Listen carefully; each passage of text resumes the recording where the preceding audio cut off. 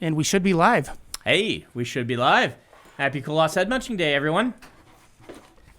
I am here to answer your questions, or to raffle your questions, depending on what's going on. I actually, for the first time, we have upgraded our streaming technology. I can now see your comments, where normally Adam was the one who was looking at these and calling them out. They have set up a sideways screen, a very tall screen, and Adam just made them vanish. I was trying to make it longer so you could see more of them. Sorry, with the microphone. That would be nice, but hey, thanks for the happy birthday wishes, everybody. Happy to see you all here. I think there's a couple things that we're going to do before. Yeah, it is dangerous, James. Oh no, I can now respond to you in real time or with a slight delay. Yeah, I will need more eventually, but that doesn't have to be this time. I can only see 4 at a time.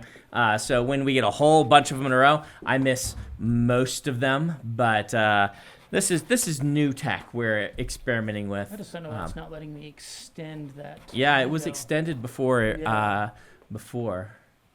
And now, there, you did it.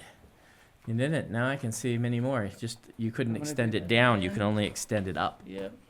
And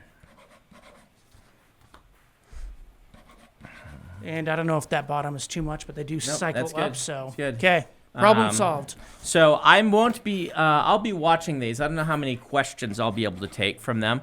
Most of our questions will probably still come from the Reddit thread and things like that.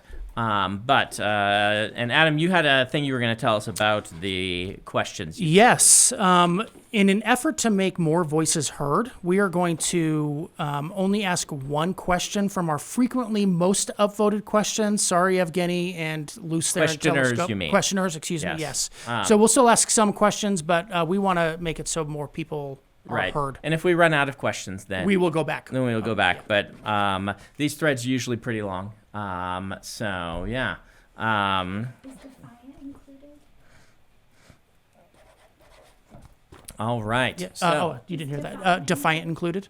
is Defiant included? I don't know. Do people? I feel like Defiant hasn't been out even a whole month yet, so we should not do Defiant yet. We should do wait on Defiant spoilers. Just there will be a decent number of people who will be getting it like for Christmas or things like that. And so this we're gonna do. They can be spoilers for anything excluding Defiant. I think is a good idea. So, but that will include things like Frugal Wizard or spoilers for Cytoverse up to Defiant. So, fair warning there for those watching. Yeah. Oh, compliments on your beard. You decided to grow it out. Yeah, it's been growing out for a little bit. But yeah.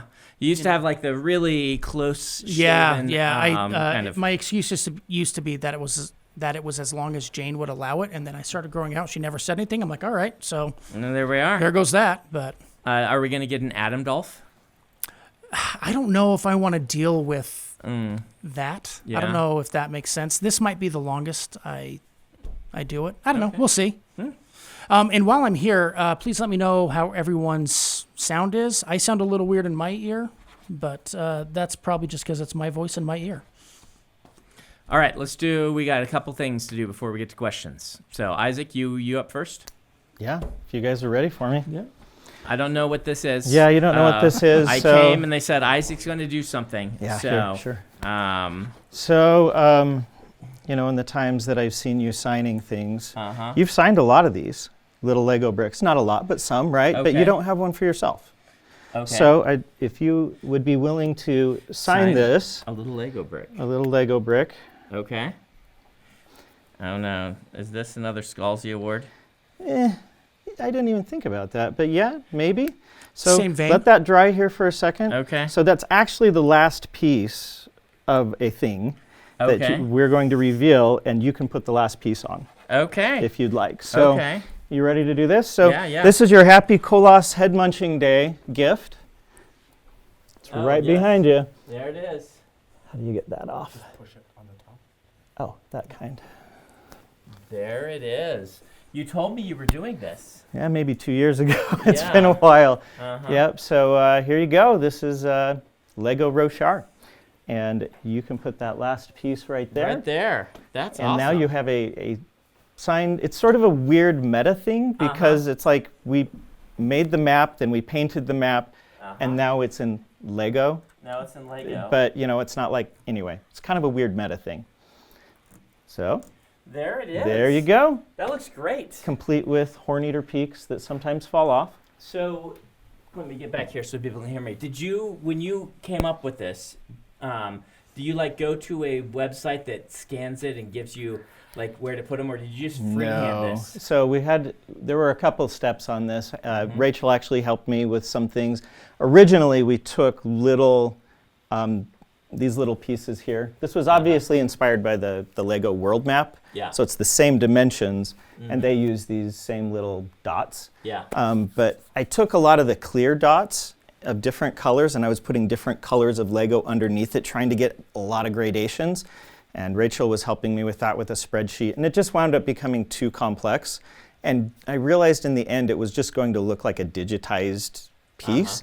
And so I just went back to Photoshop and I just started playing with the existing colors that Lego has, because I wanted it to look more like a piece of art rather than a digitized piece of Roshar. So in Photoshop gave you which pieces to put where? Nope. It was I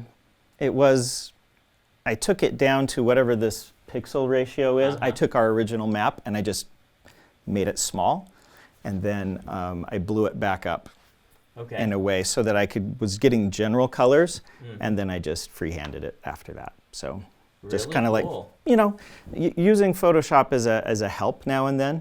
But since, you guys are getting like way more technical than, but I had a little palette where I had numbers on each of the colors that Lego had existing, and I had all these little numbers, and then I took a photograph of that and I brought it into Photoshop, did color correction, so anytime I used a dot in Photoshop, I could look to see on my little palette which one it was, because there's some colors that are really similar. Anyway, there you go. So, yeah. Well, thank you. Yeah, you're welcome. That's amazing. Happy Koloss Head Munching Day. Yeah. And I hope you enjoy it for a long time. And before you go, a lot of people are asking how many pieces, how much time it took. Can I have you step a little bit, just so people can see us? Sorry. Yeah, right here? A little bit more that way. Right there. Okay. So I actually anticipated that question about an hour ago, and so I estimated how many are in this. And so there's between 15 and 20,000 bricks. But they're little tiny bricks. So. But they're very tedious to put on. Yeah. So we started this 2 years ago around then. Kind of dreamed that up. It took a lot longer than I expected. So, but it wasn't like constantly working on it. It was now and then working on it, and it's just been in maybe the last 6 months that I got serious about it. So I couldn't tell you how many hours. So, was there any other questions on that? Not that I saw. Let me pull up. I did see a very important question. Why is my cup half full of ice? That's just because they didn't put enough ice in. I've been trying to train them, but if there's more water than there is ice, then the cup of ice water is not appropriate. Someone wants it as a diamond painting. You know, those little like. Oh yeah, those little. Oh yeah, cool. That's actually a little more doable. Than Getting Lego to do anything like this. Yeah, I mean, we could always send it on the Lego Ideas thing, but who knows? Yeah. We could always take a higher res picture of it if people wanted to then. Yeah, if you just want to. A lot of people use are the diamond expressing things. Desire. So, which is not surprising. Yeah. So we can take a higher res picture and like post it sometime. Cool. Well, awesome thank deal. you for having me so on. Much.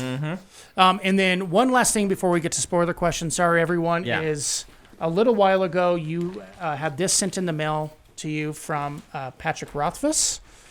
So I got this in the mail, and I thought, well, let's open this guy on stream because we got a nice little Patrick Rothfuss novella, The Narrow Road Between Desires.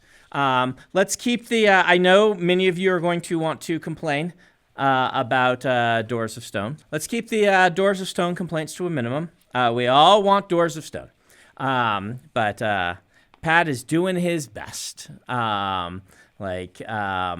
And I really like the Slow Regard of Silent Things, and I really like that he's doing novellas. Pat sent me a copy of this. I'm very happy to get a copy of this, and a nifty little postcard as well. I've got some nice little postcards, and this is nifty.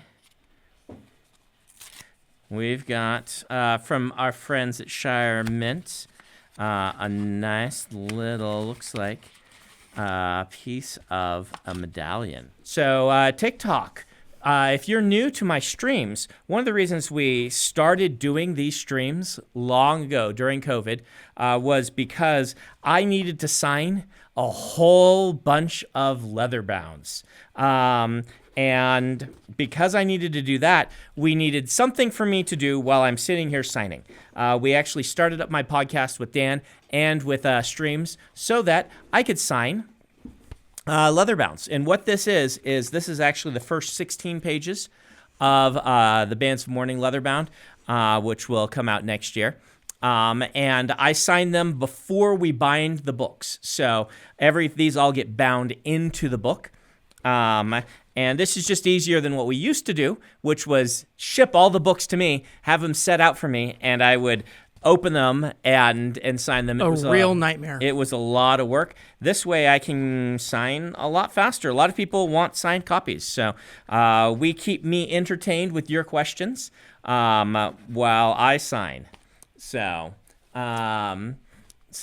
looks like the sync issues are not quite They were fixed. fixed and then not fixed. But People wanna just yeah, they want to keep going. But it's Adam's choice. But let's do some questions. Ethan's like, nobody mentioned it. And then Adam won't feel stressed and try to fix it. So we'll keep going, and what I'll do is re-upload them synced. Okay. Oh, you'll do the re-upload later sync. Okay. That'll probably be tomorrow. So Yeah. if you're watching this sometime before I do that, just know that a re-upload will come. Okay. You'll just have to pretend that I'm a ventriloquist and I'm able to throw my voice. Jordan, Arcanum Unbounded, Leatherbound, we don't have specific plans for when that one fits in the schedule yet. I think we're probably going to do one. The big question is, like, when do we do Steelheart or Skyward Leatherbounds? Do we do them? Where does Arcanum Unbounded fit in there? The only ones that are really sure are bands, and then we're going to do Lost Metal after that, even though it's not 10 years anniversary. We just want people to be able to complete their sets. And then, of course, the Stormlight books, we will continue to do at about the rate. Those take a lot more work. And so that'll take us, those will be 3 to 4 years apart, like we've been doing. I'm seeing the Save the Katek Maxinator. The Katek is diegetically saved. It's perfectly fine in world. I'm not going to put what feels like a bad title on a book just to get the Katek to work. I spent years, and none of them feel right to me. None of the titles feel right. And so I just got to go with what feels like the right title for me. So why don't you hit me with some spoiler questions from the thread, Adam? Yes. This first one is from Flash Venture. They say, happy birthday. Well, thank you. You mentioned that there was a scene or climax that you've been wanting to write since an RPG campaign in 1999, which you've planned for Stormlight 5. Yes. I think you said it was one of the best endings you've ever written. Now that you're almost finished with Stormlight 5, how are you feeling about that scene in the book? I feel really good about it. It's there. It's written. I think it's all together. You know, is it the best ending I've ever written? That's really you guys' choice, not mine, right? You know, one of the things is there will definitely be some surprising things about this book. There'll also be for this crowd specifically, some expected things. I feel like my job is to give proper foreshadowing so that some things can be seen. And I will tell you, I've seen people make the right theories about a lot of the things in this book. There's a few things that I'm going to kind of blindside you with, but they are the sorts of things where you sometimes have twists and stories that aren't really the sort you can fully anticipate. But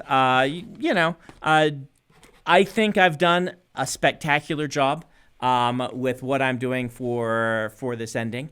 But again, that's for you to decide, not for me. So we'll see. We'll see. I do think I have one of my best action scenes, as I said before, that I'm very fond of. But you'll also have to give me space from the book.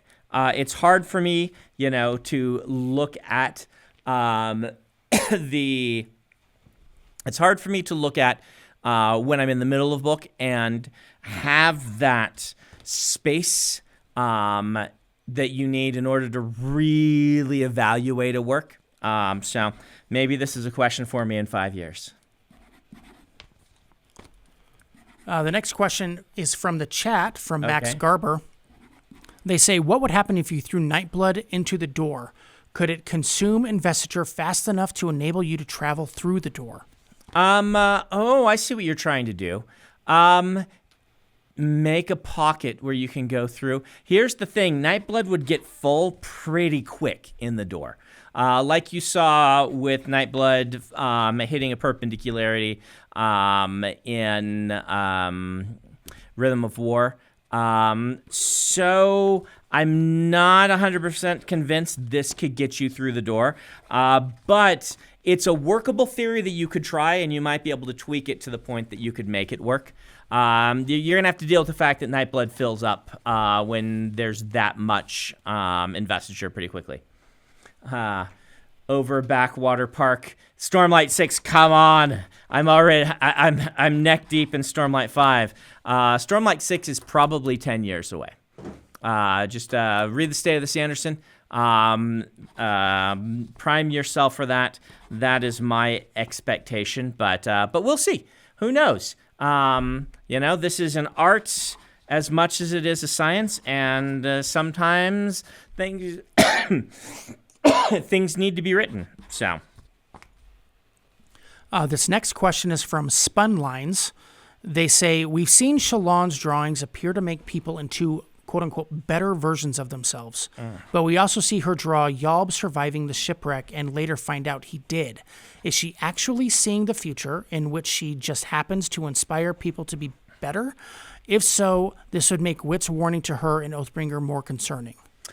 So, as with all sort of future sight or telling in the Cosmere,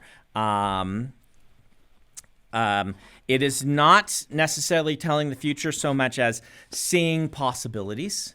And Shallan has, we'll get into this in book 5. Shallan's a little extra good at this.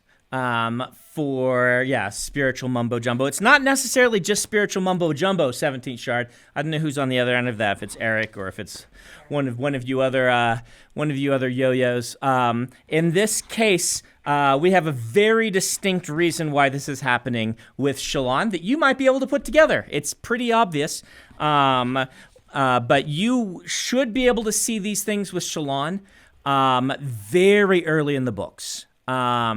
As early as Words of Radiance, I was sticking in little nods to this.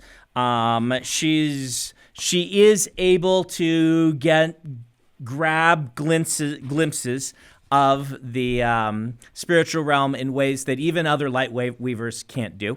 Light weaving always has a bit of this, right? And this comes back to what's going on with the Realmatic theory and Plato's theory of the forms as kind of a foundational text that helped me develop this in my mind, that you're seeing kind of perfect versions or more perfect versions of who you could be. When she's doing a sketch, she's sometimes sketching not who you are, but who you could be. And so, yeah. Spoiler, Deanna, that's what this is. This is spoilers. This is spoilers. You can even do Sunlit Man spoilers and no Sunlit Man. Yeah. No Sunlit Man. You can even do Yumi spoilers. Sunlit Man's next month. But Yumi, we're doing the final 30 minutes. Final 30 minutes is dedicated to Yumi. But you're okay with them right now? What do you guys think? I think we might need to pocket them towards the end. You've been separating them? All right, we'll pocket the Yumi ones till then. That way nobody has to worry about being spoiled if they haven't read Yumi yet. So no Sunlit Man spoilers. I made that call. I should remember that. You have a lot on your plate. January, we'll do Sunlit Man spoilers as part of one of our streams. We'll just add a half hour on or something like that. Best in the band, can you answer faster? No. Have you not been here before? Have you not seen the size of my books? This is what you get. Yes. That was a fun, are you not entertained? Are you not response. entertained? No, it's more like, hey, this is what you get. Yep. This is how I answer these questions. Yes, we will probably get to fewer of them than people want. It's okay. I don't think we could stream long enough to get to the right number. Yes. This next one. I did speak to you, Best in Band. I think it's the second time. So, yeah. This next one is from Argent Sun. Oh, Evgeny. How are you doing, my friend? And he says, oh, you miss 100% of the shots you don't take. So we can guess what's about to come. Oh, boy. He's going to get Raffoed, isn't he? Tell us a little bit about Valor. What's her vessel like? Any fun anecdotes? Hoyd once bought Tanavest a drink. Are there fun stories with Valor's vessel? Just anything. Brandon, please. My paladin heart is enamored with her. Evgeny, let's put this one off for just a little longer. Let's Raffo Valor. I've got some. How about this? All right, I'll give you one thing. Valor is name dropped in Stormlight 5. There you go. Will you see Xysis again? Almost assuredly you will see Xysis again. All of those really ancient Yolish dragons are around. You're gonna be seeing them here and there. Like the story of the Cosmere is not really about them, but they stay involved. Xysis will be seen again. Threnodite says, you implied that there's a dragon in the Cosmere that we haven't spotted yet. Is it Slow Swift? Seems appropriate for the Tolkien homage to secretly be a dragon. Raffo. That's a very good. That's a very good guess. Very good guess. Nerdysprosium says, when we hit 15 of 16 in October, and this is a slight non-spoiler. Okay. 15 of 16. When we hit 15 of 16 in October with Yumi and Virtuosity, I started a bet with my brother that we'd know all 16 shards before the end of the year. Oh, dear. Banking on the Sunlit Man giving us the last one, but that didn't happen. Any chance I can convince you to tell us 16 and help me win? No, I'm gonna keep that for now. I'm sorry. Good bet. That was an informed bet. Better bet from his brother, though. But I think they both had it was pretty good bet. A pretty good bet, but no, I'm gonna keep that last one for just a little bit longer. So Raffo, sorry. Sam, yeah. I love seeing F's, Nixter. Like I was there when that meme was born. I was like that day in that thread on Reddit when it's from Call of Duty, right? Press F or Spect or whatever. When that meme, when people started using F, when someone, died but didn't get their question answered in this case or whatnot. I really love that meme for some reason. Hilarious. That meme just cracks me up. Every time. So, though I will say I don't appreciate it in this chat because I think stream has gone down. Oh, when you see an F, yes, you think that, yeah. But right now, I'll just assume that that's not the case, but we'll see how long it goes. If I can make a Dalinar magic card. So here's what I do for Dalinar. This is a really good question. Sorry, non-magic peeps. People are here for spoilers, and now that I can see the stream, I'm answering magic questions. The funny thing is someone said, can you please get the magic stuff out of the way early so Brandon can just... Anyway. Yep.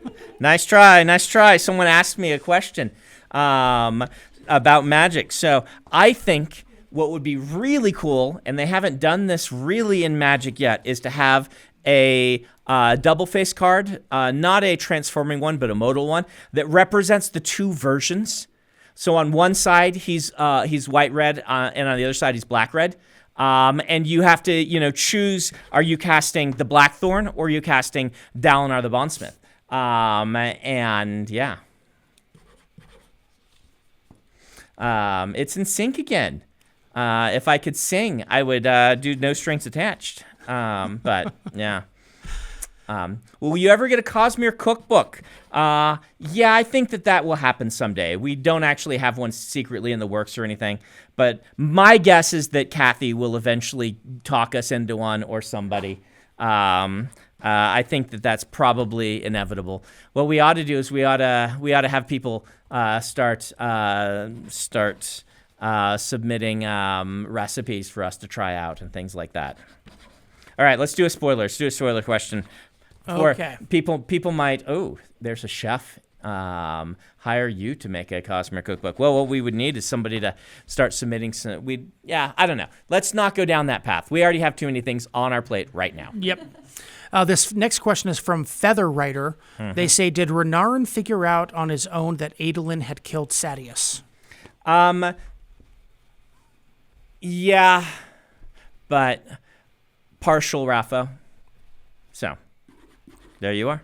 Lacrosse Demon says, Hoyt's fixing of Charlie's predicament, yes, cursed to versed, makes Aeon seem more syllabic rather than logographic. Is that just a casualty of Hoyt's fairy tale narrative?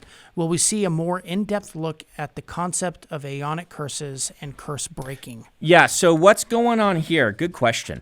And so it is really hard, number one, to convey that in the original text, that pun would have been a different pun, right? It would have worked differently. And in fact, you can have a logographic pun. And I imagine that it probably was. One of my favorite logographic puns is actually in Chinese with Chinese characters, and I'm gonna get this wrong. It's been years, but can I get a piece of paper, somebody? So I'm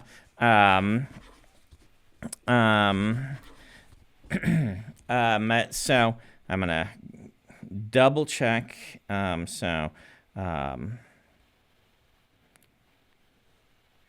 My Chinese. It's been a long time, guys. Oh, man. Yeah. All right. Sorry for if I get my stroke order wrong. All right. So here's my favorite pun. Those who know Chinese, at least I'm using, I use the Korean version, so it's possible that what I'm writing is wrong. But that right there is wood, right? And if you put two woods, right? You can kind of see that this started as a tree, and then it's logographically become this, and then that's forest, right? Right? Well, I once had someone do this to me, and I knew all of those. I'd learned those, and then they're like, all right, what's this? And I was like, and then they said, jungle, right? Which is funny because there's not actually a thing for this, and then the pun, right? That right there, anyone who knows Chinese is like, they said, what is this? And I stared at that, and then they said, Tarzan, because that is person. And so that is a pun that that all kind of only works in a logographic writing system like this, right? Like it didn't actually change the sound. It's just the joke is that one is tree, one is wood, two is woods. We make a jungle and then we put Tarzan in the middle by putting person in the middle of the. You couldn't draw a person in the necessarily in the same way in English to make this pun work, and. I've always remembered that, and I imagine that what's going on with wit and what's going on is like adding a stroke, which then changes the entire meaning of what's going on.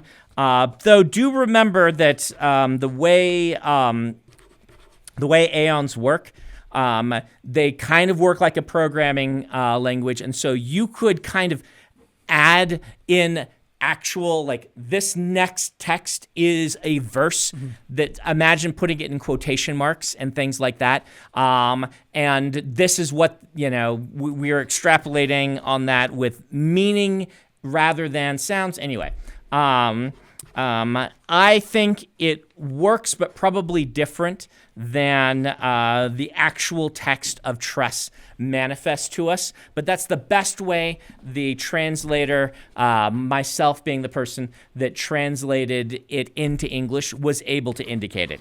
For those who don't know, I used Tolkien's explanation for all of these things. I think it was brilliant. He said, all the texts were written in a foreign language that you couldn't read, and they have been translated into English, and some accommodations have been made in order to make things like puns still puns, even though they wouldn't have rhymed in the original.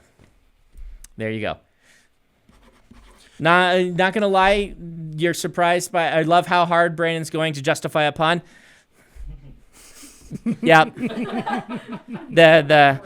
that's if anyone was surprised, unlike this individual, then you must be new here. Well, there's like 3,300 people watching. Oh so boy, we better actually answer some of their yeah. questions they actually want to hear. Give us another Chinese pun. Yeah, another Chinese pun. I can talk about in Korea. This isn't Chinese, this is Korean. Dad jokes, I think I've mentioned before, are called cold jokes. If they say a joke isn't funny, it's cold, right? And so if you make a bad pun in Korean, when I was there, this has been, many years, so I'm sure culture has moved on. If anyone lives in Korea can tell us. But I would make one of my terrible puns in Korean. I was even worse at them in Korean than I'm in English. And then people will go like that. To shiver, to be like, to indicate you've made a bad pun. And then when I was there, I met a group of teens that what they did is they had hand signals for when someone had made a bad pun. And then my favorite one was this one. And I'm like, someone did this when I said a bad pun. They're like, what is that? And then he said, this penguin told a bad joke, and these four are pecking him to death. So anyway, penguins related to bad jokes. There you go. Did Wayne get his chowta from design? No, chowta has spread more organically than that. So there you go. This next question is from the chat from Best in the Band again, so you get to talk to him again. Best in the Band, we got your real question. Best in the Band was worried that their question their real question wouldn't get answered, but now it is. They say, okay, here's my theory. Okay. I don't think Electrum stores the nebulous, quote-unquote, determination. I think that is a mislabeling. Rather, I think it stores the other thing that means, quote-unquote, they will do... the will to do something, intent. Confirm, okay. Deny, or RAFO? We'll RAFO that. I really want to get into that in future books rather than digging into it right now. Evgeny, you only get one. They have only gotten one question on the official ones. Evgeny, you only got one on the official one also. Let's just take a lifetime tally as well. Oh yeah, lifetime tally, Evgeny. Though we ought to be giving raffle cards to people. Best in the band. If you ever meet me in person, you can demand a raffle card. A raffle NFT. A raffle NFT. I don't want to go anywhere near NFTs. Think of all the jokes. Think of all the jokes. Oh man. Yeah. Raffo stored on the blockchain. That's hilarious. Everybody. Such a bad idea. Making fun. We love Argent. Don't be too mean to Argent. He is great. This next one is from Kolobi. They say, should the fact that the Aeons in the Hoid arena painting are missing the chasm line to be taken as canonical? If so, is this because of whatever method they are using to perform Aeondor outside Cell, or because of post-Elantris changes to Cell? So I actually, when this art came back, there's an interesting story here. So we let Howard pick what he wanted to illustrate and then send illustrations in.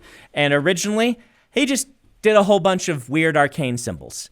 And I'm like, no, you need to actually use Aeons in this art. But we let him just kind of pick the Aeons. You should not consider that art to necessarily be... Imagine that art to be somebody on Silverlight painting a picture of a story they heard, okay?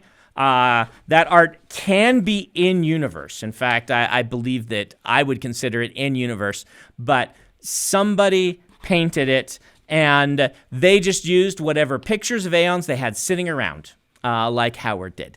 And so you shouldn't be, in other words, don't be looking at those Aeons as actual representations of what would be doing, how you would program in Aeondor. How about that? And don't read too much into that. So. And a quick question for Octavia: Are you adding the TikTok questions into this thread as well? Yeah, they're at the bottom. Let's just cycle some of them up to the top. Yeah, Bookworm. By the time that we are, by the time of Tress and things like this, stories from things happening around the Cosmere and stories that Hoid tells have become of interest to some people, and because of that, it's plausible that there could even end up being some sort of book written where it's like, hey, he told me this story. I'm writing it down for the rest of you guys to read. Things like that. So I'm not saying that's what Tress actually is. It's not. Obviously, we have we have the audience for Tress specifically, but I'm just saying you can imagine a world of people doing Hoid fan art. Yes. Does Hoid have fans? Cosmere considered. Yes, by that point in history, Hoid does. He has far more detractors, but there is, you ask Cheekerdoodles, I like that name, is there an in-universe Hoid fan club? Depends on what you call, people who are fully aware of who he is and what he is. I would say yes. The Royals in our world have fans, right? There's fans of the Royals. There's fans of equivalents, just people who are known throughout. And he is a figure in a lot of people's mythology and religion, right? Like, would you call the Horn Eaters Hoid fans because they have legends stretching back thousands of years to him as the trickster god, to the point that Rock is fully able to recognize him when he's, not when he's in his wit persona, but at least not at first. But right, so yeah.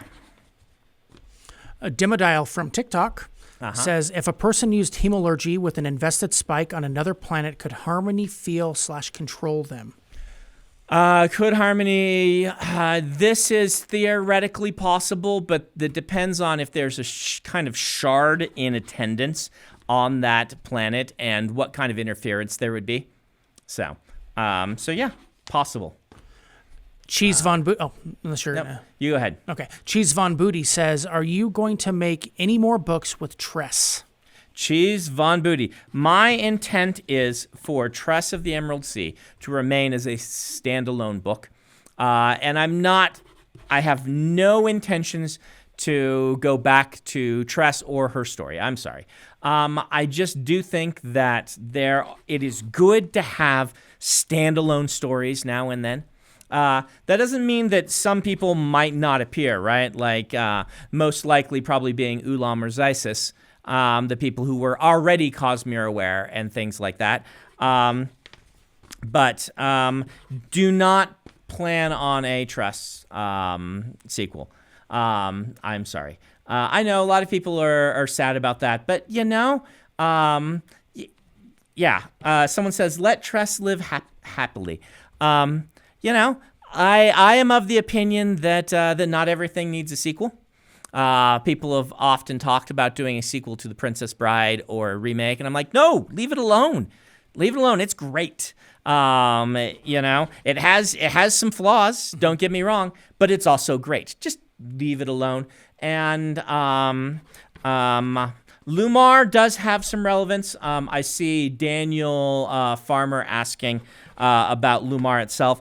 Access to Aether, kind of just raw and unconnected from the main Aethers like that, is of value in the Cosmere.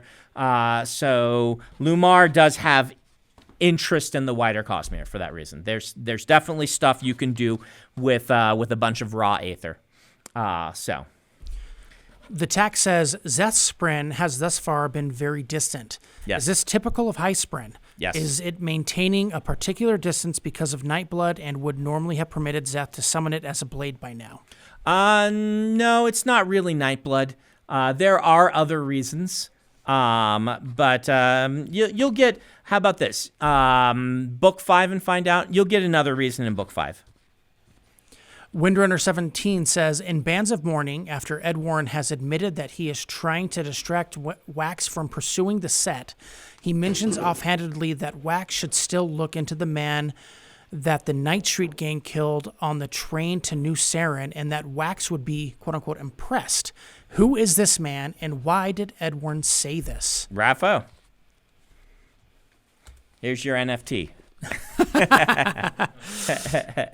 Citadel K says, in the prologues of the first 5 Stormlight archive books, we see the same evening from the perspectives of various key players in the event that transpires. Yes. Will the second half of Stormlight Archive share this trend, or perhaps will we end up seeing 5 different perspectives on a different event in those prologues? You will see the same.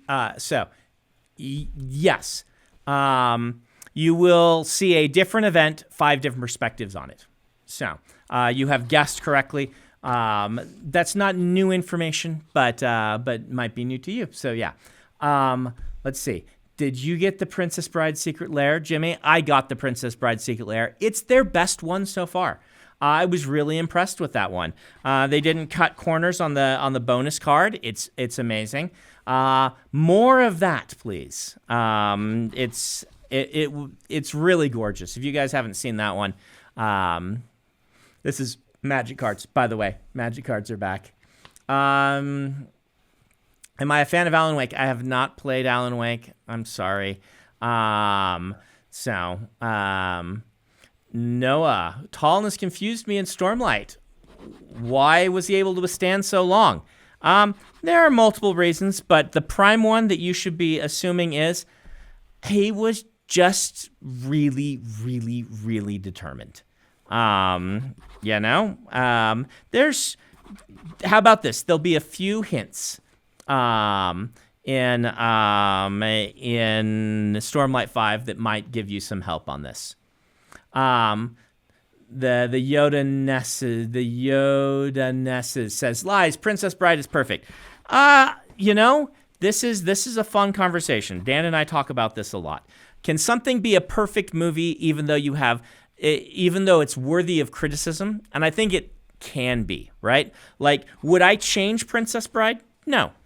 I think everything about it is great. But criticism can be outside of that. The criticism that the princess in The Princess Bride is really useless, like beyond normal damsel in distress useless, into she can't even hit a rat with a stick useless, and that the only real decision she makes in the entire story is to go kill herself is worthy of criticism, right? Worthy of papers being written about it, because it is a great work of art, and great works of art deserve to have discussions about them, and I don't think that says anything necessarily about William Goldman. It's not. I think you take it too far and be like, William Goldman was a chauvinist because of this. No, I think but you can look at this work and say, hey, this work as a product of its time expresses some things that are worthy of criticism. So I think those things are different. I have read Malazan, and it's awesome play history. Malazan kept us going during the dark times. The dark times are when epic fantasy, kind of between the rise of Robin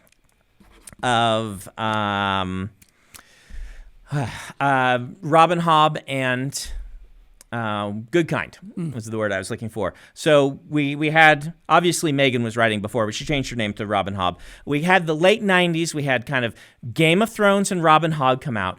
And then there was a period in time where the publishers weren't really doing much with epic fantasy. They weren't finding the right things, except Malazan. Malazan's kind of like it got us through until kind of the new wave of epic fantasy writers, until Nora and Brent Weeks and me and Pat came along. So Malazan, good stuff. And I met him, and he was super nice too. So.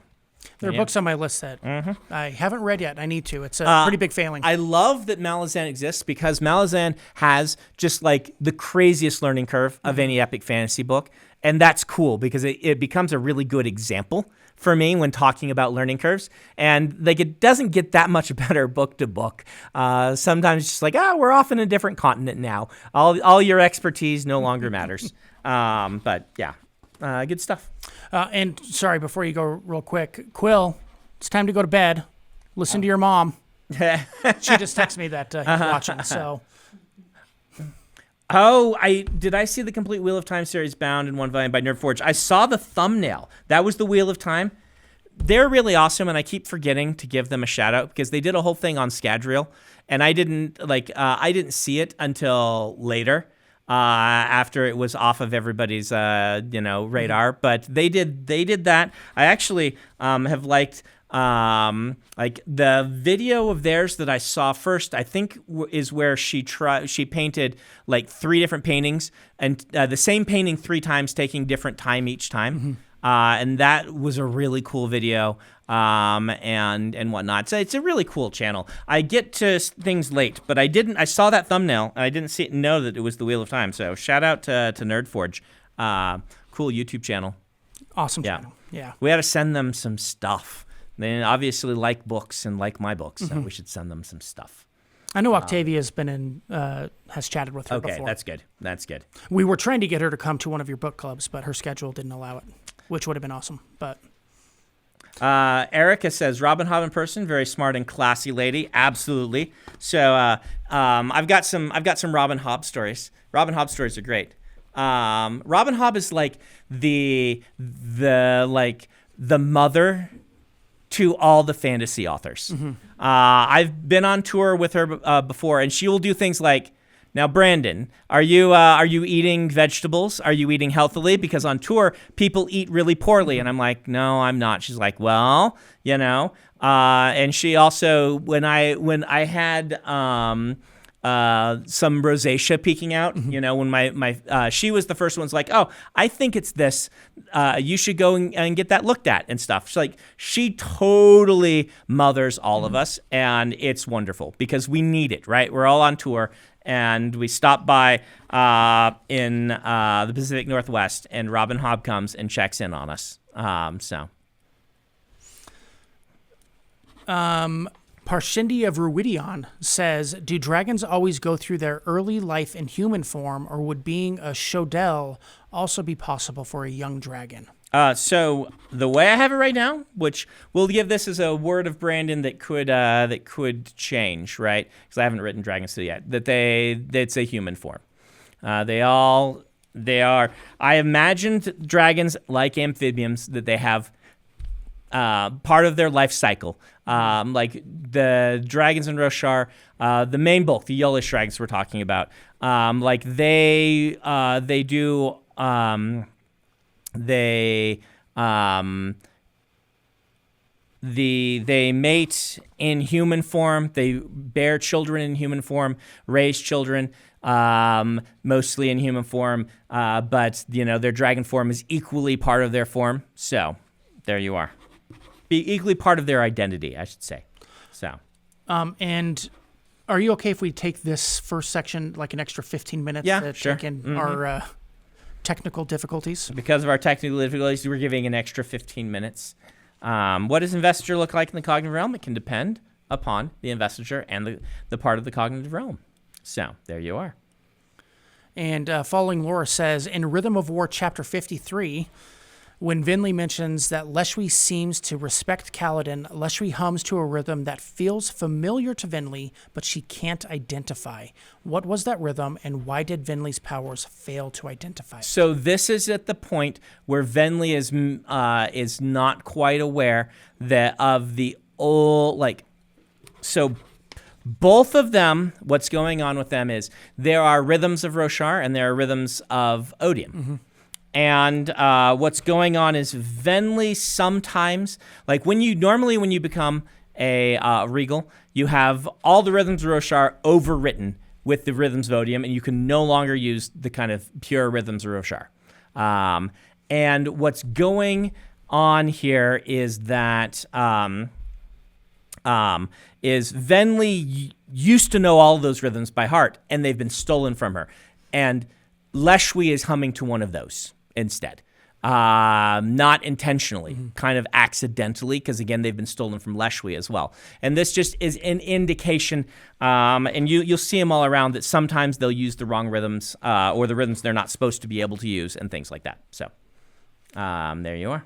Mora Willow says, general spoiler question. Okay. In the spiritual realm, does there exist an ideal of tables that is separate entity from the spirit webs of all extant tables? If so, did that ideal always exist even before the invention of tables, or was it born out of the people inventing tables? Man, this is an awesome question. This is a very branding question. I wish I understood it.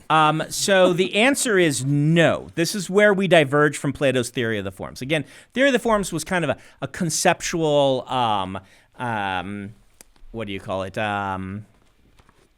Benchmark for me, maybe it's the wrong term, but I thought the theory of the forms was awesome, and it stuck in my head for many years, and eventually gave birth to cognitive, spiritual, and physical. The first book really delving into that being Dragonsteel Prime, and it's in the opening chapters of Dragonsteel Prime.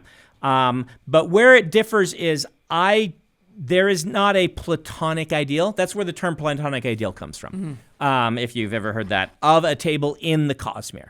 All ideals in the Cosmere are filtered through the perception of sapient beings.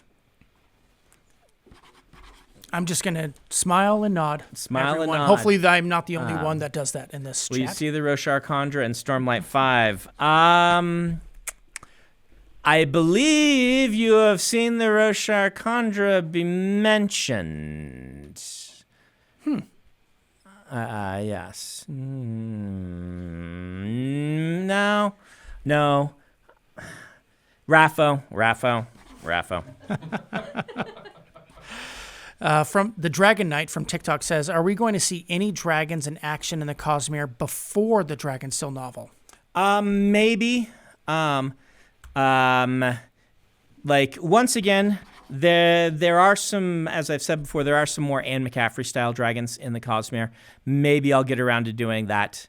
Otherwise, if you want to see dragons in action, then then we're talking about cultivation's been doing a lot. So there you are. Panhead Bolt says, in Bands of Mourning, it's mentioned that the Malwish airship has a third type of bathroom on it. Something not mentioned again in the Lost Metal. Are these gender-neutral bathrooms? Are they for a third gender, or are they for something else entirely? So I was in... We'll delve into that later. You should assume it is along the lines of a gender-neutral bathroom. Letters Word says, in Tress Hoyd says, I've said those words, the words that proclaim in bald-faced arrogance, I don't trust you to make your own decisions. I said them with 16 other people, in fact. Hoyd seems to be implying here that only 17 total people were directly involved in the shattering of Adonalsium, himself and the 16 original vessels. Is this accurate? If so, does that mean 3 of the original vessels held the other Dawn Shards that Hoyd didn't have? That's an excellent question that I have to Raffo. Yeah.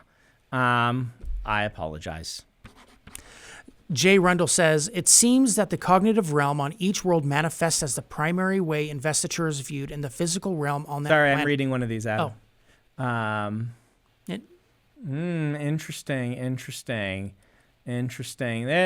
There was an interesting theory. Do you want me to scroll back or no? No. Okay. There's a very interesting theory that I saw up there. So. This chat is going to be different than what everyone else is saying because this is combining every social media. Except for TikTok. Except for TikTok. Got it. It's likely from YouTube. Likely from YouTube, but maybe not. Now they're going to go pour over these things. Go ahead with that that other question. It seems that the cognitive realm on each world manifests as the primary way investiture is viewed in the physical realm on that planet. Beads of Stormlight on Roshar and mists on Scadrial. Would a planet like Cell, that seems to have several different ways of interacting with investiture, assuming you could look into the cognitive realm and survive, look any different based on the person looking in or the location that they enter the cognitive realm? Good question. Location would be a factor. The person looking in would not. So that's an excellent question. Of course, it's all kind of moot for Cell, but this is you could see changes in the cognitive realm based on location, based on different magic systems or different interpretations of the same magic system. From the chat, Brent Wildboar says, is it possible for the shards to be united back into Adonalsium? Rafa? Why did Honor mad before his demise? Why was Honor mad before his demise? Raffo, pretty obvious one there. Yeah. Madness Lemon says, whose idea was it for Moash to wear a black Bridge 4 uniform? Did Race come up with it as a way of taunting the Windrunners, or was Moash just feeling really dramatic that day? That's Moash drama. I love that. Yeah. Yeah. I think Isaac will have to confirm this because I might get the story wrong.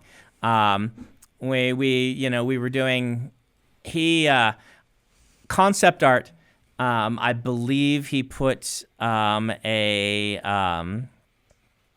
like Bridge 4 patch that was twisted and upside down and made corrupted on his uniform, and I'm like, that's going a little far even for Moash, right? Like, he can order a black uniform, but to get, and so I think we took that off. I keep saying the does Axies have a torment? The Curse of Kind is slightly different, but analogous to a torment from a Dawn Shard. He did not hold a Dawn Shard, but something similar is happening there. Ryan Graham from TikTok says, I'd love to ask if Mare at the Pits was a Khandra. Mare at the Pits. But they actually don't ask. They just would like to ask. I did not intend Mare to be a Khandra. Okay. LaFish says, at Dragonsteel this year, you confirmed that Nightblood is not a Dawn Shard. However, its abilities seem to be far greater than that of Avina's Blade, presumably made with the same method. This disparity may be due to the person who originally awakened the swords and leads one to believe that Nightblood, despite not being the Dawn Shard, had a Dawn Shard involved with its creation. Therefore, is Shashara the person who awakened Nightblood a Dawn Shard? Excellent questions. You've got one faulty premise. Well, not fully faulty. The Venus sword was intentionally designed differently to not get another Nightblood. So let's keep that in mind. That said, I don't know that they could make another Nightblood if they wanted to. But she definitely did not want to. And there's a different process that they use nowadays for safer swords. Okay, and Cannot Have My Pain says, did Harmony ever lie to Wax and or Wayne during the Lost Metal? Harmony ever lie to Wax and or Wayne during the Lost Metal? I believe he did. I'd have to look through them all. I believe that he did.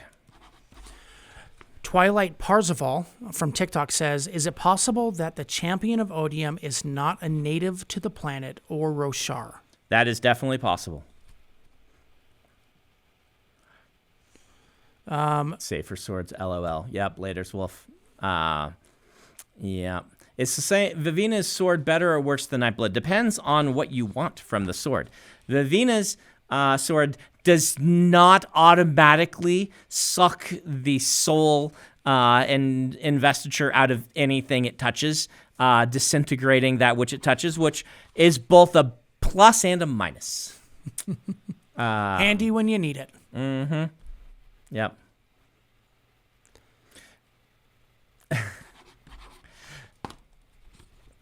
Will I speak on the Sigil connections? Nope.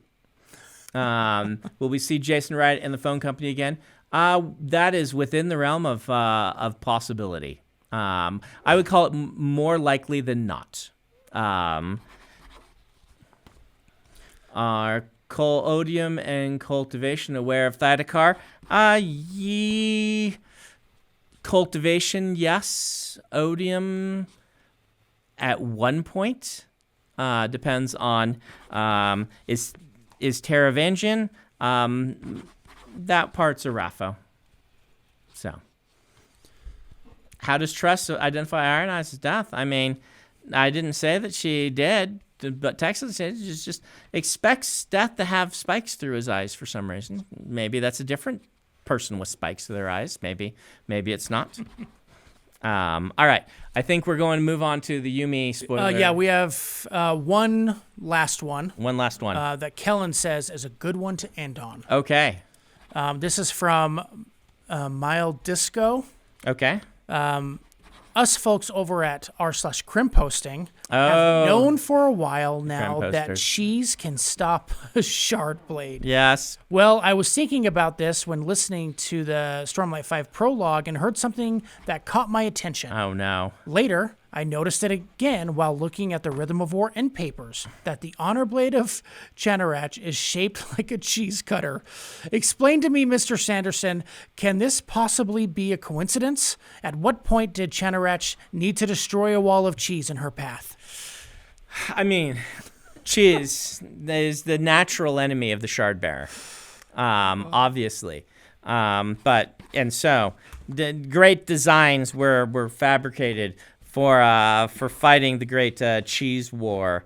The Great Cheese War. The Great Cheese War. So, I mean, who doesn't need to vanquish a wall of cheese now and then? So, I mean, which time that she needed to fight a wall of cheese are you referencing? I mean, there were just so many. Okay, it is time for us to move on to the Yumi spoiler section of the stream. Section. Okay. So we're going to focus on Yumi questions, though at this point, anything, including Yumi is on the table. Still no Sunlit Man. So I might occasionally, and no Defiant. I might occasionally answer a question coming through the stream that is not, but we shall see. You can make that decision. Okay. We'll allow it. Please have a meta scholar look into cheese and shard blades. I mean, the thing about it is it really, if you don't know the cheese joke, the idea is that so a shard blade has a point that can basically cut through anything, within reason. and whatnot. Well, without reason too. It can do better than anything on Earth could do for cutting through. But it's possible to press the flat of the blade in such a way that you impede the movement of the shard blade. We see, what we call the last clap. We see this happen with Adolin when he's cutting stone. Sometimes the shard blade will get wedged in there because of the natural kind of pressing down if the stone cracks or things like that. A shard blade does kind of vaporize some of what it's going through, such that it can keep moving even through stone. It doesn't have to doesn't have to push the stuff that it's cutting out of the way. It doesn't have to, but because the theory is that cheese would then press down on the blade as the blade is moving through, that it would flop down, and the weight of the large enough block of cheese could then hold the blade steady like a pair of hands after you've cut into it, is true, right? Like, this is actually what would happen. So, Krem posters love that cheese can stop shard blade when stone can't. But, yeah. It's a very funny visual. It is a very funny visual. The first question is from Bynick from the chat. And it says, is the shroud made of identity or of souls minus identity? The passage in Yumi seems to imply both. Okay. We're looking more at souls. So souls minus identity is the path you should be going down. I mean, there is still some identity in them, is the thing. But, yeah. Loose there in Telescope says, in Way of Kings, Hoyd's monologue talks about 3 great talents: invention, artistry, and intellect. Someone's theorizing in a very... Well, we'll just stop that one right there. Hey, you're smart. We'll stop That's there. amazing. That's my favorite. Paige Holden from the chat. Smart. He gets a very special Raffo NFT. Special Raffo. I'm not even finishing your question. I know what you're going to ask. And you're very smart. Go pat yourself on the back. You're very smart. Paige Holden says, there has been a significant rise in AI art over the last couple of years. Were you influenced by this while writing Yumi? I love the theme that art created by humans will always be better than machines. So I love getting this question because I wrote Yumi before this whole thing happened, right? Like, I was just accidentally really topical. And obviously it was in all of our brains, right? Like, before this new wave of AI art and things like that was happening. I was talking about this idea to an extent. Like, what does it mean to make art? What is art? And I was reaching toward, what, like, for instance... I sign these pages, right? For those who've asked and hadn't seen, I'm signing the Bands of Morning Leatherbound. I could get a machine, it's called an auto pen, that signs the pages instead, right? It would be, you can get ones that vary the signature so that you don't know, so they each look a little different. These are very commonly used by politicians for signing things and whatnot. I'm sure that there are ones that you just could not tell the difference between mine and one of those. But I think it had the fact that I sit and hold the pages and sign them has meaning. Mm-hmm. That's a thing that only, in our understanding, a human being would care about. And like it matters for non-logical reasons. It matters for emotional reasons. I still sit here and I sign my name on each of these pages, even though a machine could do this job and you would never be able to tell. Right? So, yes. I think about things like that, even before the AI revolution. The latest iteration, I don't think it's a revolution, but latest iteration in large language models and trained AI and things like that. There are reasons I was thinking about it before. And I wrote the book kind of to indicate, the whole point of art is that we care about it because a person made it. That's part of why we care about art. And I accidentally managed to release a book when that was like the hot topic and trend. I feel very, very cool about that.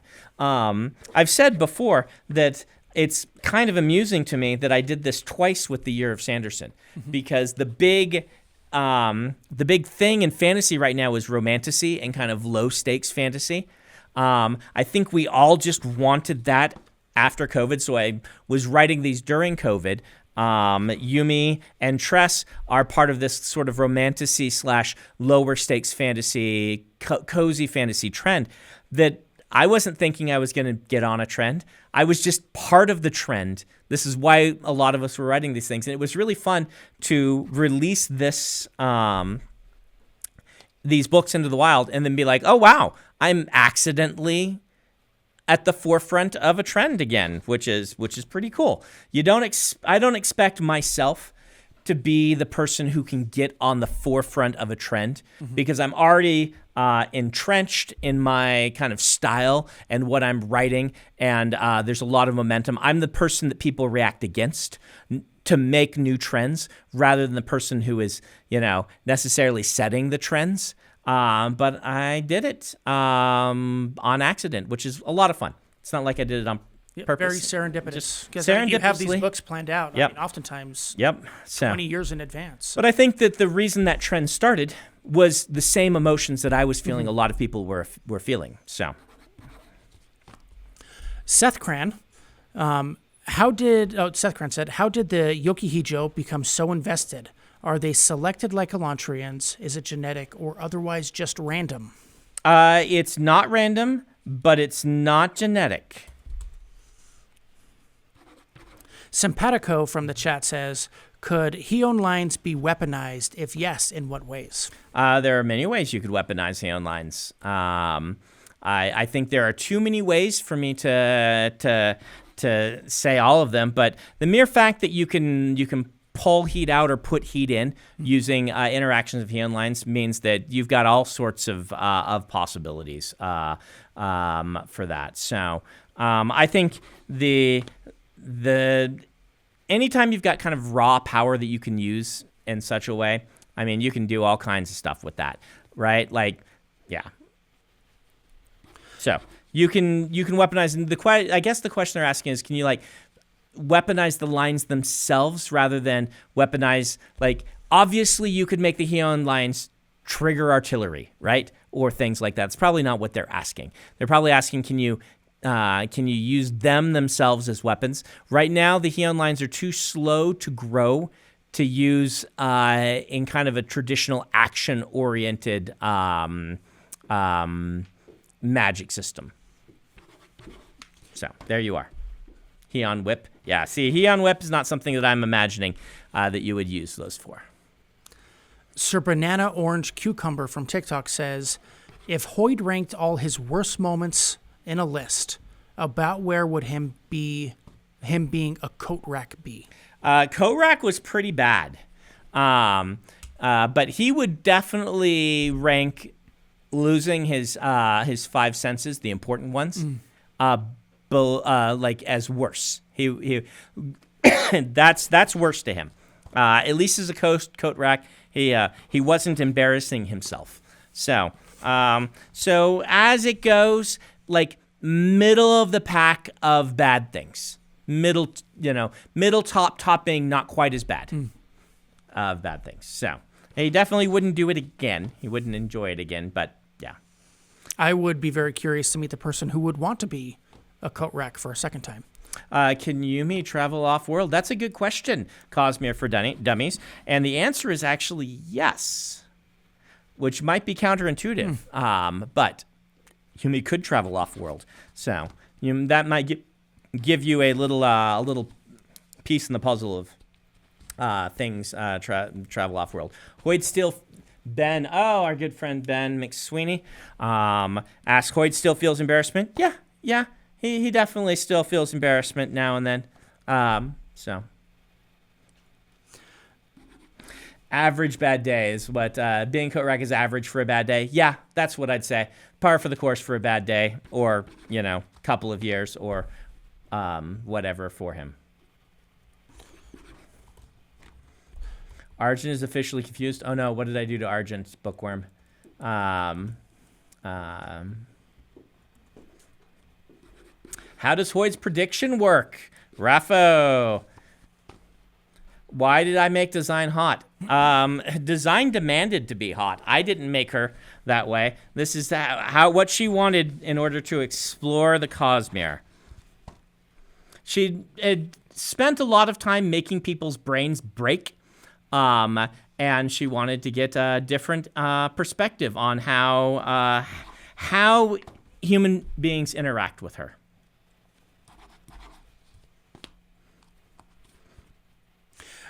Sorry, we're trying to track down a missing Jaffa question. Oh, Jaffa had a question. Okay. We will try and track that down in the Reddit thread. But I will go to the next question. Next question from Stormlight Memes from TikTok says, noodles and Yumi, more like ramen or more like pho? More like ramen. But that's not surprising. 100%, yeah. I mean, you take me and feed me pho, and I'll eat pho, right? But I like a kind of sharper, brothier flavor than a lot of pho has. And I know there's a lot of variety to pho, but I like that. I like that really salty, deep flavor. This comes from living in Korea for a couple of years. I like my soups to really have a flavor. Yeah, pho. And pho doesn't, feels like it was cooked in a room that had some flavor. It depends. Like pho, depends on the pho. You add your own and things like that. Let's not disparage pho. But I really like ramen. One of the weird things is that living in Korea for 2 years, I didn't realize this had happened to a person. And, those of you who like spicy food will not be surprised. But by the end of Korea, was not tasting the spice. And was eating things that were super spicy, and they just tasted like pork broth to me. No spice at all. And I had a favorite ramen when I was in Korea. And about 5-6 years after coming back, I'm like, oh, that ramen, I found it at like an Asian market. I'm like, wow, awesome, I'll get this ramen. And I ate it, and it just completely was, it was like an 8 out of 10 for heat. And I'm like, oh, they changed the recipe. I wonder why they changed the recipe. I'm like, oh, well, maybe this was just a batch that was like that. Decade later, I got some more and was super hot again. And then, of course, it clicked to me, oh, I haven't been living in Korea eating spicy food every day. And I can't taste the flavor anymore. This is the mild. This is a mild brand that's not supposed to be spicy. I can't taste the flavor in it anymore. It's Nongshim's mild. It's in a yellow package with a little bit of orange and red on it. And I just loved the flavor, and I can't taste it anymore. I can only taste the heat. And so it's a flavor I can no longer experience in my life because the heat drowns out that flavor, which is kind of interesting to realize that there's a flavor I can no longer taste. That's bizarre. Yeah. We found the Jaffa question. Oh, good. Is Iron 7 way station a space station, a perpendicularity, both, or neither? So Iron 7 is going to be a actual space station. Like it's not a perpendicularity. It's a place where you could logically get onto an FTL ship and get to a place with a perpendicularity. Expensive, but when has expense ever bothered Hoyd? So, the Gator Girl 00 says, how were the people of Komashi able to negotiate with the spirits to remain as Heion if they didn't have any Yokihijo? Was it just a myth that only the Yokihijo Yokihijo were able to negotiate with them to begin with? It wasn't a complete myth. They were more interested in people with this investiture and this connection to them.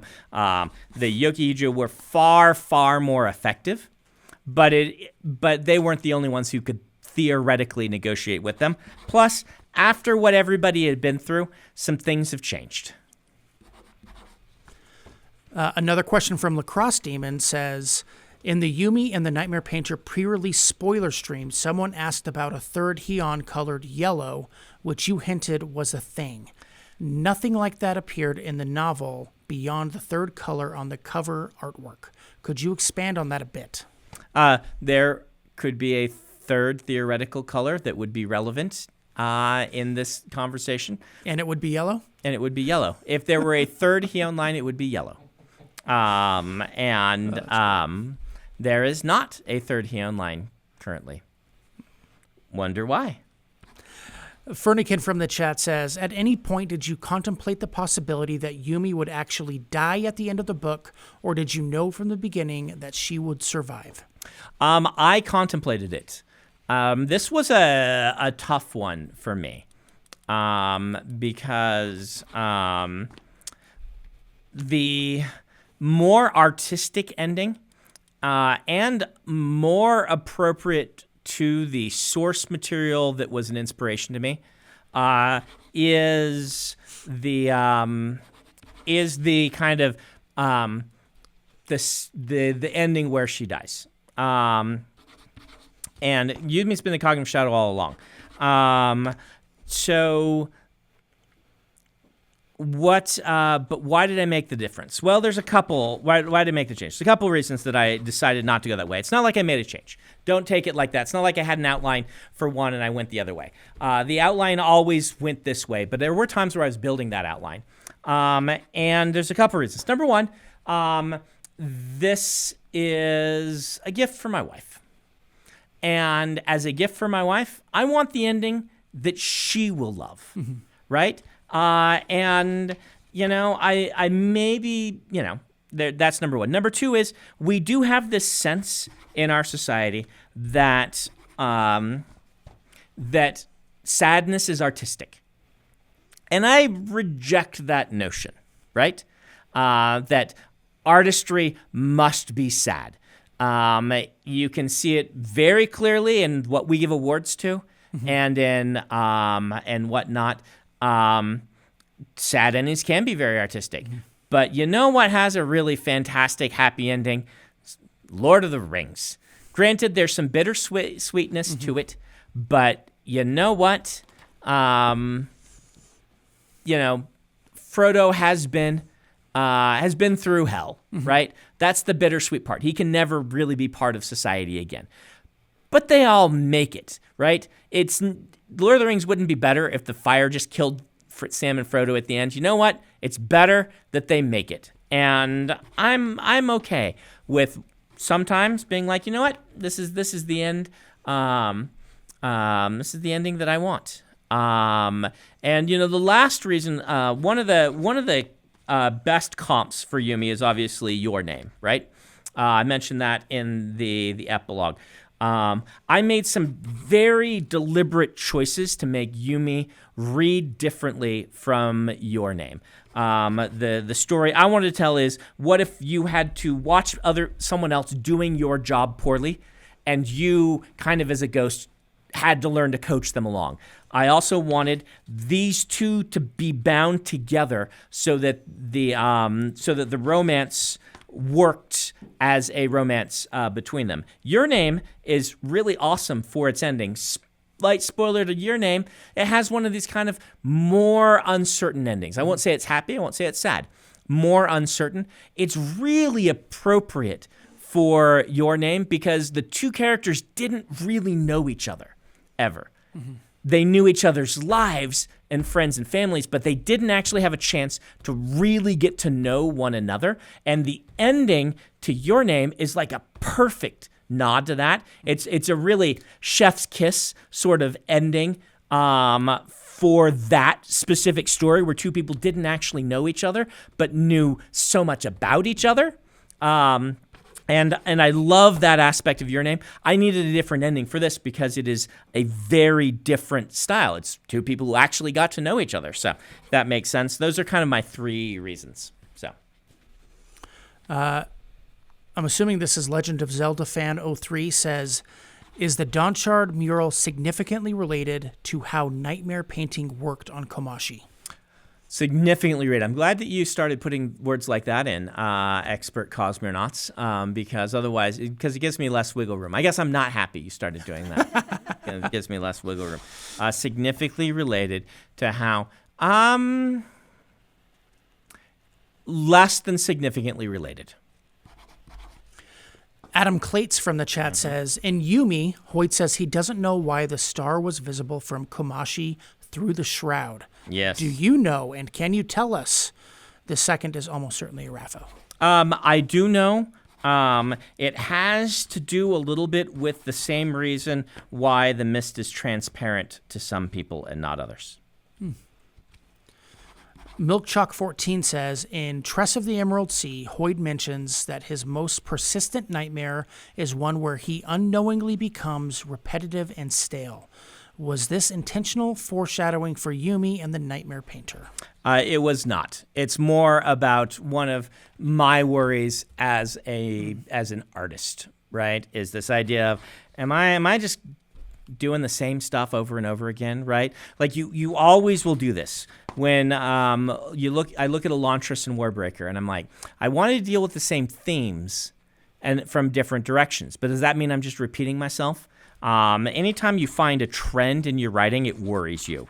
And overly such, I think. I think we worry about this too much, like we worry about unconscious influence, but it's one of those things that bothers artists. This was not, I didn't know I was going to write Yumi when I was working on Tress. So. Will you told be significant to the future of the Cosmere? Potentially. Depends on what I end up writing.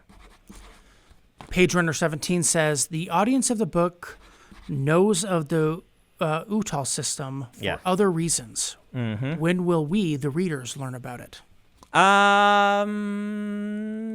Someday. Maybe. Rapho. Dis the Chris says, in Yumi, the outer edge of Kilohito and the nightmares are described as being completely non-reflective, and they drip with a black liquid that smokes. The same description has been given to the Midnight Essence and to Nightblood. Yep. Are these linked and indicative of some kind of warped investiture? They are significantly linked. There you are. We'll use significantly in that regard. Hello, Jack. I am very happy that you love my books. Thank you. Everett Whitaker from the chat says, what else could Yokihijo do in the past aside from binding spirits? That was their main job. What could they have done? Many things. What did they do other than bind spirits? Not much. Shard Fork merch. I'll pass it on to Isaac. Shard Fork merchandise has been asked for. Who's the least significant living shard? Not sure I can. That's a big old Rapho. It's a big old Rapho. Yeah. Mm-hmm. Can shards bleed? Will this take the appearance of something like the Shroud? That's theoretically possible. So.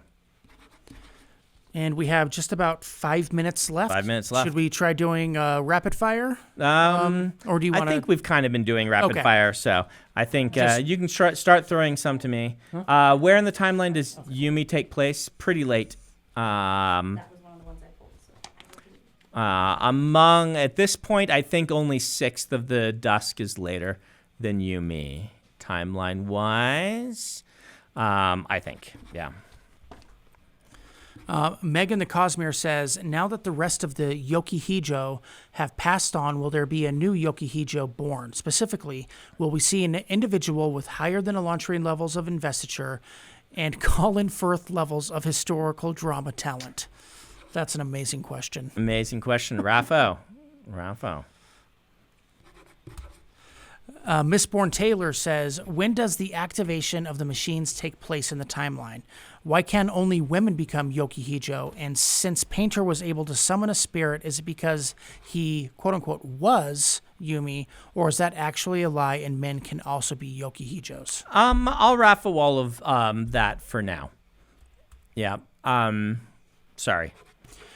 I don't know. This isn't a promise that I'll get to it, but we're raffling it for now. Cool. Mm-hmm.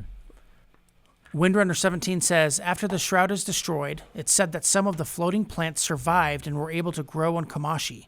Is it your intention for the birds and butterflies, insects, to have also survived to present day in some way? They were one of my favorite parts of the setting prior to the shroud. Yes. I intend that you can find places where that on the planet where that would all still be the case. Give it a little bit of time, but then yes. Cosmere Girl says, happy birthday. Well, thank you, Cosmere Girl. Yumi has such great character writing and seems pretty different stylistically from your other books. Did you do something different in your writing process? What was your favorite scene to write? Yes, I did. So I, as a writer, I consider myself a little bit more like a painter than non-writers might assume. Mm-hmm. Other writers will know this already. The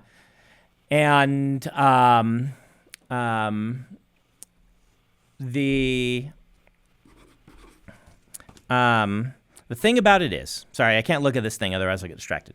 Thing about it is, style for an author is part design, part innate.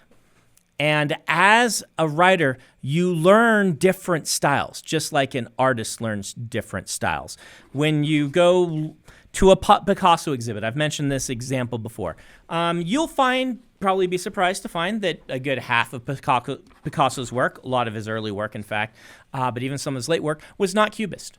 It looks very realistic because artists experiment with different styles and write in different styles. And you can see me using different styles sometimes for different interludes in the Stormlight archive and things like this.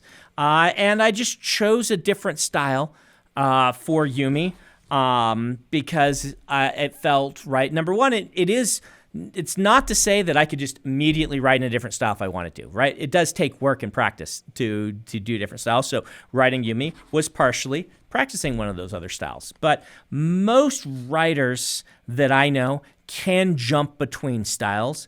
And sometimes literary criticism does not use the same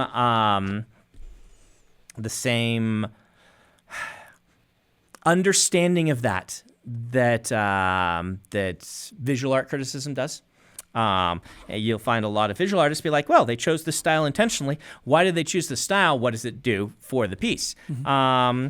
I wish literary criticism did a little bit more of that. But yes, I picked a different style. What are some hallmarks of that style?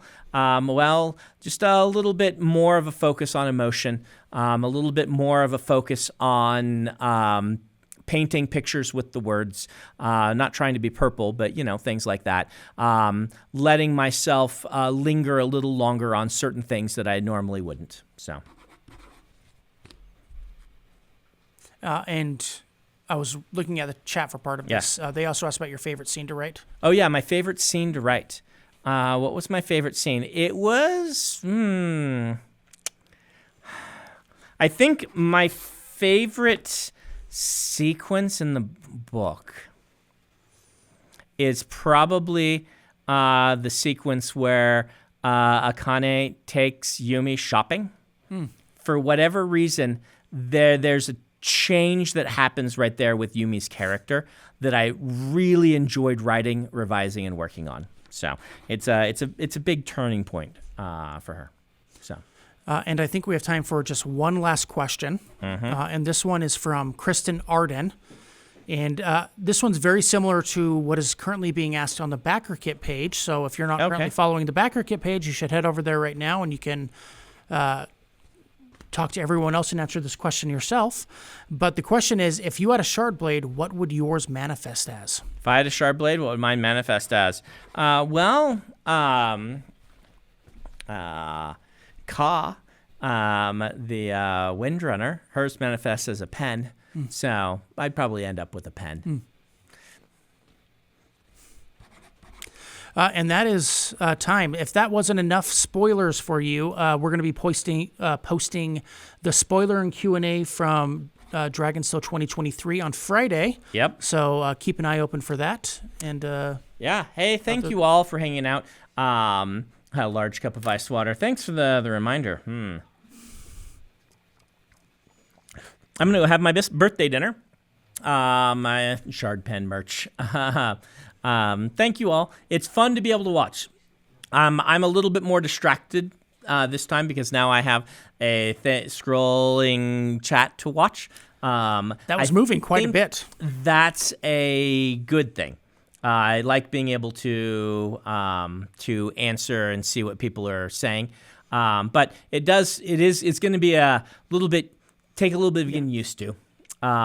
So thank you for the birthday wishes. I wrote a chapter of Stormlight 5 today. You should be expecting a 100% it's finished, done announcement sometime in the near future. So take care, everybody. Have a good night. I'm waving to the thing. I should wave to the cameras, not to where the scrolling. Yeah.